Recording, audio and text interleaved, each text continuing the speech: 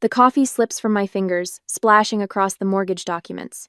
Dark liquid seeps into the crisp white paper, blooming like bruises across the numbers $278,000 in bold black ink that doesn't wash away. Elena, honestly. Mom's voice cuts through my stunned silence. She snatches a napkin from the table centerpiece, dabbing at the mess I've made. This is important paperwork. I can't tear my eyes from the mortgage packet. My parents' names crossed out in blue ballpoint and mine penciled in above them. The dining room suddenly feels airless, the walls of my childhood home pressing inward. You emptied your retirement accounts? My voice doesn't sound like my own. For Lena's down payment? Dad clears his throat. It was the right thing to do. She needs stability for the boys. Across the table, my sister Lena studies her manicure, refusing to meet my eyes. The boys she's referring to, my nephews, are spending the weekend with their father, conveniently absent from what Mom had called our wonderful news family gathering. And now you want me to take over the mortgage payments? The words taste sour in my mouth. It's not want, Elena. Mom says, her tone sliding into the one she's used since I was small when I was being difficult. It's what families do. You're the only one with the financial stability to help. 3 days ago, Mom called me bubbling with excitement about good news she couldn't wait to share. Just a week after I'd helped Lena with her rent. Again. While I scraped and saved for 12 years toward my own home, Lena collected praise for her traditional life choices: marriage at 22, babies by 25. Even her divorce somehow earned her more sympathy than my promotions earned me. Congratulations. I paid her legal fees through that divorce. I watch the boys every other weekend so she can have a life. I've never complained. Until now. Number. The word hangs between us, simple and final. What do you mean, no? Dad's bushy eyebrows draw together. I mean, I've been saving for my own home for 12 years. My hands stop trembling as I place them flat on the table. I'm not taking on Lena's mortgage. Mom's lips press into a thin line. But Lena needs it more. She has the boys to think about. And I have my life to think about. I stand, gathering my purse from the back of the chair. The dining room suddenly feels like quicksand, every childhood memory trying to pull me under. Elena Catherine Whitaker. Mom uses my full name, a warning shot across the bow. After everything we've done for you, after everything I've done for this family, I cut in, surprising myself with the steadiness in my voice. I've helped with rent, bills, childcare. I paid Lena's divorce attorney. That was your choice, Dad says, his face reddening. No one forced you. Just like it's my choice now. I slide the coffee-stained mortgage papers back across the table. I'm not signing these. Mom's expression hardens. If you walk out that door, you're turning your back on this family. The weight of her words should crush me. They always have before. But something has shifted, like tectonic plates realigning beneath my feet. I realize with startling clarity that my relationship with my family has always hinged on financial compliance. Every holiday, every birthday call, every just checking in has come with an invisible price tag. I've never turned my back on this family. I sling my purse over my shoulder. But I won't mortgage my future because you decided to gamble with yours. The silence that follows me to the door speaks volumes. Years of generous support money transfers, babysitting weekends, emergency loans, all unnoticed, unappreciated, all expected. The spring air hits my face as I step outside, and I take my first full breath since arriving. For once, I'm not leaving with a list of Lena's needs or my parents' expectations weighing me down. Just the lightness of finally saying no, and the certainty that the real battle has only begun. This is the beginning of my journey, and I will not allow anyone to bring me down. As I was still sitting in the car, my fingers trembled as I stared at my phone, the text messages swimming before my eyes. The car interior suddenly feels too small, the seatbelt a vice across my chest. Mom, Elena will never notice if we list her as guarantor. Her credit score is perfect. Lena, what if she checks? She's always looking at her credit report. Dad, by the time she finds out, the house will be ours. She'll feel too guilty to back out then. The timestamp on these messages dates back 3 months. 3 months of planning while I continued depositing money into Lena's account for emergency groceries. I roll down the window, gulping for air that won't come. My vision blurs as I pull over onto the shoulder of the highway, hazard lights blinking weakly against the afternoon Sunday. Not only had they planned to ambush me with the mortgage papers, but they'd already listed me as guarantor without my consent. The betrayal cuts deeper than I'd imagined possible from the people who raised me to value honesty above all else. My phone buzzes with a new message from Mom. Family dinner Saturday. Everyone wants to celebrate Lena's new home. Everyone. The entire extended family. When Saturday arrives, I consider not showing up, but some foolish part of me still hopes for understanding. That hope dies the moment I walk into my parents' dining room. The table arrangement tells me everything I need to know. My parents, Lena, Aunt Carol, Uncle Rick, and cousins Mike and Stephanie sit clustered together on one side. A single-place setting waits for me on the opposite side. There she is. Aunt Carol's voice carries forced cheer as I take my seat. The successful career woman. Mom passes the potatoes with a tight smile. Elena was just telling us yesterday how she's been saving for her own house. Well, family comes first, Uncle Rick says, spooning gravy onto his plate without looking at me. Always thought that was something your parents taught you girls. They did, I say carefully. That's why I've helped Lena with rent for the past year. Lena stares at her plate. Not everyone can be as perfect as you, Elena. No one's saying perfect, Cousin Stephanie chimes in. Just not selfish. The word hangs in the air between us. Selfish. The boys are so excited about their new forever home. Aunt Carol says, dabbing her mouth with a napkin. Lena showed them pictures yesterday. They've already picked their rooms. My heart sinks. You told them already? Lena's eyes flash defensively. They needed something positive after everything they've been through with the divorce. Speaking of the boys, Mike says, swirling his wine, they've been asking when they get to see Aunt Elena again. The threat isn't subtle. My access to my nephews watching them grow, being their safe place during the divorce dangles before me like bait. Dad clears his throat. We're all just concerned about what's best for the boys. I'm surprised you're being so difficult about this, Stephanie adds. It's not like you need your savings. No husband, no kids. My phone buzzes in my lap. A text from cousin Mike sitting across from me. We've all been talking about this in the family group chat, the one you're not in. As dinner progresses, my phone fills with messages. Aunt Carol tags me in a Facebook post about supporting family in need. Uncle Rick's wife texts asking if I'll contribute to Lena's housewarming gift. My grandmother, who hasn't called me in months, leaves a voicemail asking why I'm abandoning Lena and the boys. By the time I make it home, I've received 37 messages from family members, each one chipping away at my resolve. Maybe I am being selfish. Maybe my desire for financial independence is trivial compared to my nephew's stability. I call Ivy, my closest friend and an attorney, desperate for perspective. They listed you as guarantor without consent? Her voice sharpens. Elena, that's fraud. But morally nothing. You have zero legal obligation here. And frankly, using the boys as emotional blackmail is disgusting. Her words are a small life raft in the ocean of guilt I'm drowning in. For a moment I can breathe again, but as my phone continues buzzing with family messages, I wonder if I'm fighting a losing battle. The vibration of each new text feels like another small betrayal. As the messages continued flooding my phone, I wondered if I should simply block everyone or try to explain my position one more time. Would shutting them out provide the peace I needed? Or would one more attempt at reason help them understand my perspective? I stare at the screen, my finger hovering over the block button, knowing whatever I choose next will permanently alter my family relationships forever. Yet I am ready to stand for myself and face everything that comes next. 3 days later, the cashier at Peterson's Market avoids my eyes, sliding my change across the counter instead of placing it in my outstretched palm. 3 people behind me in line whisper, their voices carrying just enough for me to catch fragments. That's her, the one who abandoned her own sister's children, after everything her parents did. My cheeks burn as I gather my groceries. This is the 4th such encounter this week.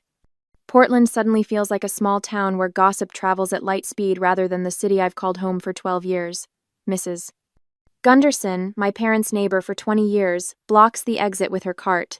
You know, dear, she says, not bothering to lower her voice. Family is all we have in the end. I grip my paper bag tighter.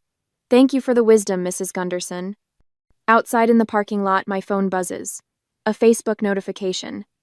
Mom has posted again, her 3rd thinly veiled status update this week. Heartbroken when someone you raised with nothing but love turns selfish when you need them most. Prayers for all parents disappointed by ungrateful children. 37 comments. 14 shares. The paper bag tears slightly as I shove it into my trunk. Back home, I'm sorting mail when my fingers freeze on an envelope from Portland First National. Inside, a statement for an account I haven't used since college, the savings account my parents opened when I was 16, with both our names attached. The balance reads $42.17. Last month it was $4,237.64. My stomach drops as I scan the withdrawal information. A cashier's check issued 3 days after our confrontation over Lena's mortgage, signed by Curtis Whitaker, my father. I sink to the floor, statement clutched against my chest. My phone rings. Lena's number. The third call today. When it stops, a voicemail notification appears, joining 5 others I haven't had the courage to listen to. The anxiety builds each time the phone rings, each time the mail arrives. I've developed a Pavlovian response: instant nausea when my phone chimes, immediate tension headaches when I check my mailbox. After 3 deep breaths, I reach for my laptop. Opening a new spreadsheet, I title it Family Financial Support. In the first column, I enter dates. In the second, dollar amounts. In the third, brief descriptions. April 2014, $2,300. Dad's medical bills after insurance denial. November 2014, $750. Mom's car repair. February 2015, $3,100. Lena's rent after separation. May 2015, $8,200. Lena's divorce attorney. The list grows, page after digital page. Not just the big expenses: Lena's legal fees, Mom's car transmission, Dad's uncovered medical treatments, but the small ones too. Groceries delivered when Mom broke her ankle. Nephew's school supplies. Monthly transfers of $200 when the pension came up short. By midnight, the spreadsheet reveals a staggering truth: $73,428.65 over 9 years. Every penny documented through bank statements, Venmo transfers, and email receipts I never thought to track until now. The next morning, I call Portland First National and schedule an appointment. "I can see you at 3 today," Thomas says, the branch manager's voice warm with professional courtesy. "Bring your ID and any relevant account information." At 3 that day, I met him at his office. Thomas is older, perhaps 60, with kind eyes and a graying mustache. He listens without interruption as I explain the withdrawal from my dormant account. "Family financial pressure?" He nods, unsurprised. "I see it more than you'd think. Let's make sure you're protected." Within an hour, my banking profile is restructured. Joint accounts closed. New accounts opened with security questions my parents couldn't possibly answer. Password protections enhanced. "Thank you," I say, gathering the paperwork. "We all need someone in our corner sometimes," Thomas replies, his eyes crinkling at the corners. 3 days later, a sharp knock on my apartment door startles me. Through the peephole, I see my parents standing shoulder to shoulder, faces grim. I consider pretending I'm not home, but their car is visible in my assigned parking spot. Taking a steadying breath, I open the door without inviting them in. "Your accounts are frozen," Dad says immediately, dispensing with any greeting. "Not frozen, secured." I stand straight, blocking the entrance. "We raised you better than this," Dad continues, voice rising. "We gave you everything."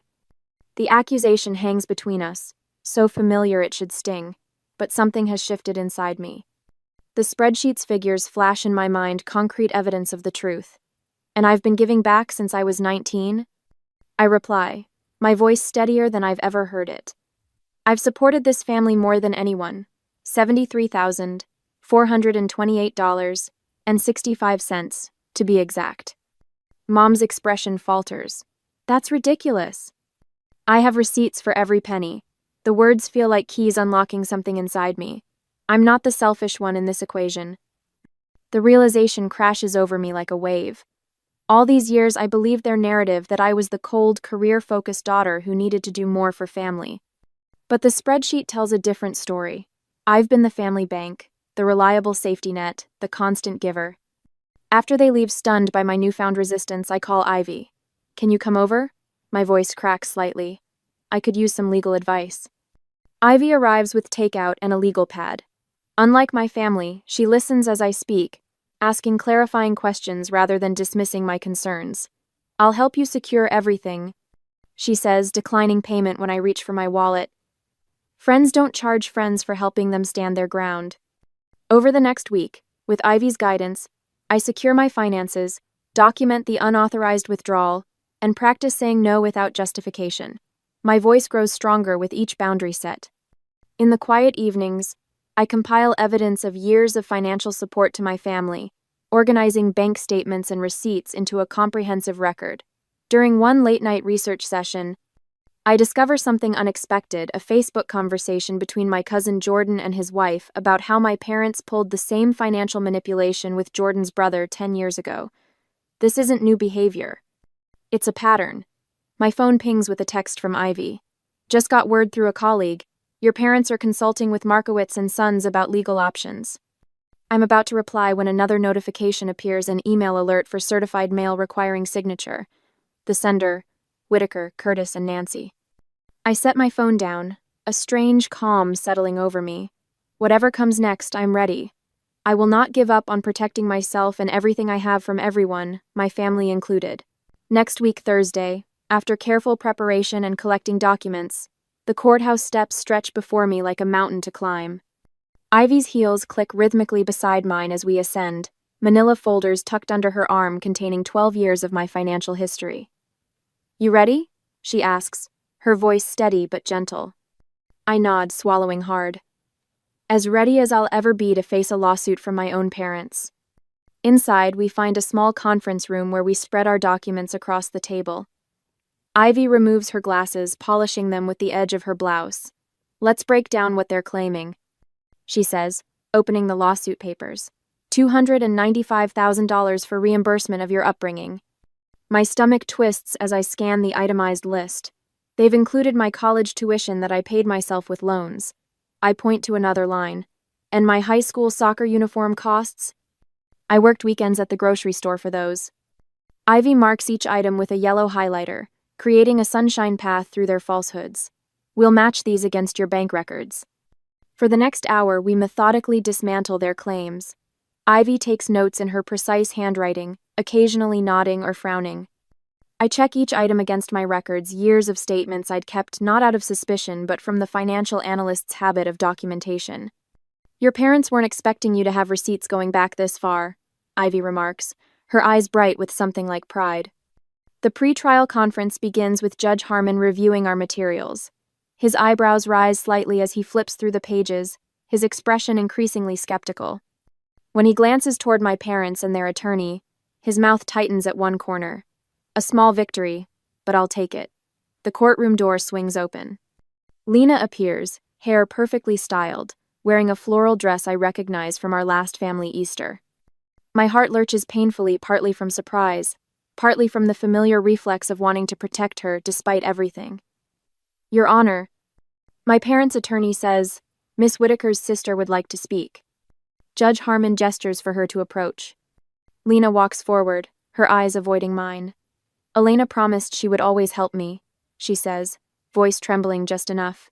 She knows how much the boys need stability. The judge adjusts his glasses. And has your sister helped you before? Lena hesitates. Yes. Could you elaborate? She shifts her weight. She's helped with rent a few times. How much financial support would you estimate your sister has provided? Lena glances at our parents, then back to the judge. Maybe a few thousand. Ivy slides a document forward. Financial records show Miss Whitaker has provided $18,732 in direct support to her sister over the past 3 years. Lena's cheeks flush. Judge Harmon reviews the document, then looks up. Miss Whitaker, Lena, that is, have you sought similar support from your children's father? Well, no, but... And why is that? Curtis and Nancy said Elena could handle it. The judge writes something on his notepad. I see. When Ivy suggests we countersue for the money I'd given my family over the years, I hesitate. Should I simply defend myself against their claims? Or was it time to demand recognition for everything I'd sacrificed for them? Ivy stands, her voice calm and clear as she presents our evidence. Elena has been financially independent since age 19. These bank statements show regular transfers to her parents when, in their words, Curtis's pension came up short. She displays emails on the projector screen, please, for just a little help this month, dating back years, each matched with a corresponding transfer from my account. What we see, Ivy continues, is that Elena has been the primary giver in this relationship, not the recipient. Mom stares straight ahead, her spine rigid. Dad examines his hands folded in his lap. Do you have any evidence, Judge Harmon asks my parents' attorney, that Miss Whitaker agreed to take on her sister's mortgage? We have her parents' testimony that... Written evidence, the judge clarifies. A heavy silence falls. Lena shifts uncomfortably in her seat. The judge turns to her. Miss Whitaker, Lena, do you personally believe your sister should be responsible for your mortgage payments? Lena opens her mouth, closes it, then stares at the floor. Judge Harmon removes his glasses. I'll hear final statements, then make my ruling. As Ivy begins our closing statement, I watch my family across the room, strangers wearing familiar faces, united only in their belief that my financial independence belonged to them. For the first time, I feel not just anger or hurt, but pity. The courthouse hallway stretches before me like a gauntlet. My parents and Lena cluster at the far end, their heads bent together in urgent conversation. Dad's forced smile appears when he spots me approaching with Ivy at my side. Mom nervously glances at Lena, who clutches her purse with white knuckles. Elena. Dad steps forward, blocking my path to the courtroom doors. We've been talking, and there's a simple solution here. I raise an eyebrow but say nothing. The marble floor beneath my feet feels solid, grounding me in this moment. 3 weeks of sleepless nights have led to this day, and now they want a simple solution? We'll drop the lawsuit. Mom says, her voice honeyed with false reasonableness. All we're asking is a small monthly contribution toward Lena's mortgage. Something fair, something you can afford. Lena nods eagerly. Even $1,000 a month would help. That's nothing for someone in your position. $12,000 a year. Nothing. The audacity nearly steals my breath. The boys ask about you every day, Lena adds, her voice dropping to a whisper. They miss their aunt. The blow lands exactly as intended. A sharp pain blooms beneath my ribs. I haven't seen my nephews in weeks. Not since this lawsuit transformed me from family member to financial target. Think about it, Dad says, patting my shoulder. This could all go away, we could be a family again. His words hang between us, the unspoken threat clear as crystal. Comply or never see your nephews again. Ivy shifts beside me, a slight movement that reminds me I'm not alone. The manila folder in my hand suddenly feels heavier, packed with 12 years of evidence. The judge is ready for us, says the court clerk, pushing open the heavy wooden doors. Inside the courtroom, time moves differently. Our footsteps echo against polished floors as we take our places on opposite sides. The judge, a woman with silver hair and piercing eyes, reviews the file before her with meticulous attention. Before we proceed, I say when given the opportunity to speak, I'd like to present additional evidence. My hands no longer tremble as I open the folder. 12 years of financial history spread before the court. Every transfer, every loan, every emergency that became my responsibility. Since I was 19, I begin, my voice steadier than I feel. I've contributed over $42,000 to my family's expenses. I place bank statements on the evidence table. When Dad's pension came up short, I covered the property taxes. Another document joins the pile. When Lena's car broke down, I paid for repairs. More evidence. When my parents wanted to remodel their kitchen, I funded half the cost. The courtroom remains silent as I methodically lay out my financial history with my family. Email after email begging for just a little help with timestamps showing their increasing frequency. The mortgage they want me to assume would cost me nearly $200,000 over the loan term. I say, looking directly at my sister, I'm not responsible for Lena's mortgage any more than you're responsible for mine. My mother huffs, a sound I recognize from childhood scoldings. We raised you, she interjects. We gave you everything. The judge raises her hand, silencing further commentary. For nearly 20 minutes, she reviews the documents I've provided, occasionally making notes. When she finally speaks, her voice fills the courtroom with crisp authority. I've reviewed the claims brought by the Whitaker family against their daughter Elena. She taps the stack of papers. The plaintiffs assert they are owed compensation for raising their child, specifically a sum of $295,000.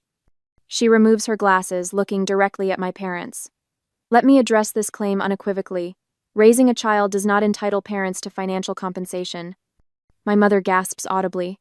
Dad's face flushes crimson. Furthermore, the judge continues, the evidence presented today demonstrates that Miss Whitaker has provided substantial financial support to her family over many years. She flips through my documentation. By my calculation, she has contributed more financially to this family than she has received. The judge's gaze travels between my parents and sister. This court cannot compel an adult child to assume financial responsibility for siblings or parents, except in very specific circumstances,